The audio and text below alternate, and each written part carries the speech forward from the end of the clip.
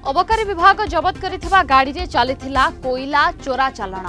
तेबे गाड़ी मालिकों ठारू खबर पाई गाड़ी को पुणी थरे सीज करिछि पुलिस। भद्रक ग्रामांचल थाना पुलिस गाड़ी को जबत करिबारे सक्षम होइछि। तेबे एबे प्रश्न उठुछि अबकारी विभाग द्वारा गाड़ी जबत होइथिला तेबे ये पुलिस हेफाजतरो बाहरिला केमिति? चोरा कोइला चालाण रे नियोजित हेला किभଳି? टिके भल कर देखु यही पिकअप भ्यान को।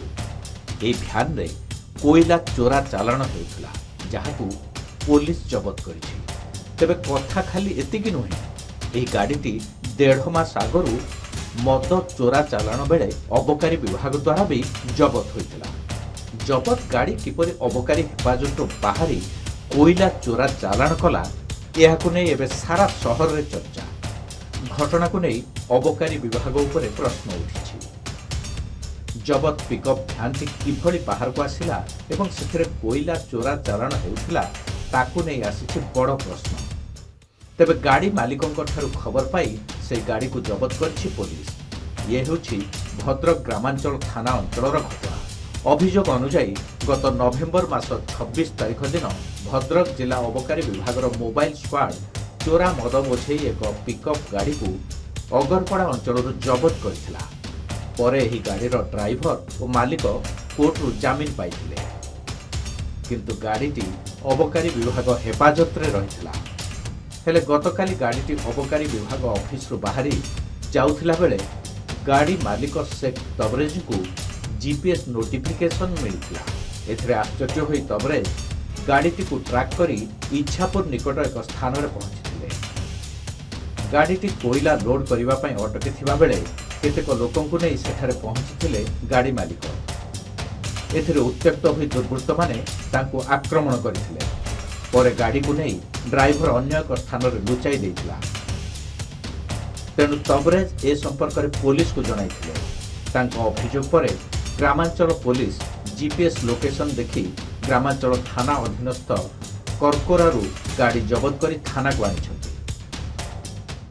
मासे पूर्व मोर गाड़ी गोटे पिकअप सीज होता एक्साइज वाला पिकअप सीज कर रखी आगर पड़ धरते भद्रक एक्साइज मोबाइल वाला धरिकी सीज कर रखी मो ड्राइवर अरेस्ट होता बेल है मो ओनर भी बेल हेली।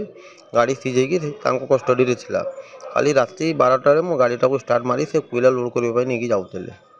मु जीपीआर देखली मो गाड़ीटा मसेला स्टकार सीज होगी पड़ी। गाड़ी केमती रूट्रे चलती मु तो बेल ही मो गाड़ी मुझे फॉलोअप करी गली गला बेले मु घंटे पर देखली इच्छापुर भितर को गाड़ी गोटे बिल भर पूरी कोयला लोड करुँच। एक्साइज वाला स्टाफ 2-3 जन अच्छा सहित कोयला माफिया भी किसी अच्छा। मुझे काउंटर कली मो गाड़ी सीज होती तुम राति कौन गाड़ीटा ये नहीं पड़े आसीच तो मतलब मारपिट कर धक्का फका मारिकी गाड़ी नहीं से पड़े से बाटे जाकि दोड़ा साई दे गड़ी की से नहीं गाड़ी लुचेक रखिले कौटी आमर से जो केन्द्र विद्या स्कूल कुरकुरा गाड़ी लुचेक रखिले। पुणी राति 4टा मुझे खोजी खाजी से गाड़ी पुणी पाइली पाइला पर रूरल आईसी मुझे कॉल कली से पीसीआर वैन पठेले मो गाड़ी को नहीं गाड़ी रूरल थाना सिलेंडर कर। एक्साइज वाला डिपार्टमेंट से गाड़ी सीज कर रही पार गाड़ी नहीं जीव किए से एक्साइज वाला थे तुमको आक्रमण करछन्ती? हाँ मत आक्रमण मो गोड़ ये फ्रैक्चर होई 10-12 जन थे।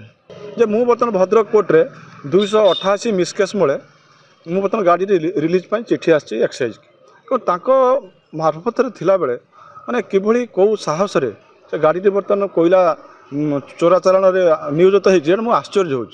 एक्साइज वाला दायित्व थिया गाड़ी जदि बाहर चोरा चालाण व्यवहृत हुए ताले एथि दायी किए? से मु भद्रक प्रशासन जिला प्रशासन को अनुरोध करुँ से माध्यम आपण माध्यम से निश्चित भाव में मो कथा गुरुत्व देवे और यार पुंखानुपुंख तदंत करेंगे। तेबे अबकारी विभाग द्वारा जबत गाड़ी अबकारी पुलिस हेफाजत बाहरिला केमिति?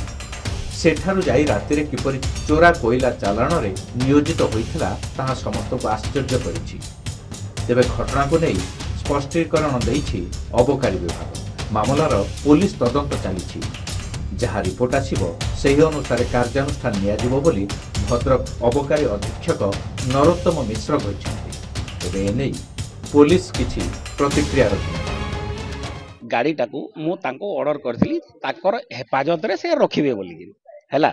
तापरे आपण जो कथा बा एलिगेशन अभियोग करूछंती सेही अभियोग उपरे साबरंग थाना रे गोटे मामला रुजु होइछि प्राथमिक अभियोग पत्र दाखल करिसंती सेटा तदंत परिसर भितर जेहेतु अछि से तदंत उपरे मोर व्यक्तिगत मतामत देवा मु समीचीन मने करू नाही मु तांको ऑर्डर करथिली से तांको हेफाजत रे रखिथिले तापरे जहा इंसिडेंट्स आपण माने कहउचंती से बाबद रे जहा भी आपणकर मीडिया रे जहा बाजुछि ता उपरे सब्सिक्वेंटली से उपनिरीक्षक साबरंग थाना रे गोटे प्राथमिक अभियोग पत्र दाखल करिसंती सेटा तदंत रे अछि आम पाखरे गाड़ी जबत थिला जबती थिला परे आज भी से मते सकाळो मेसेज करिसंती जे तांको पाखरे एंटायर टाइम रे से कीटा तांकर पाखरे थिला आ वर्तमान भी से गाड़ी तांकर हेफाजत रे अछि तापरे आपण जो कहउचंती तार ऊपर जो आपण देइछंती बा जो इलेक्ट्रॉनिक मीडिया पर जा बाहरी जी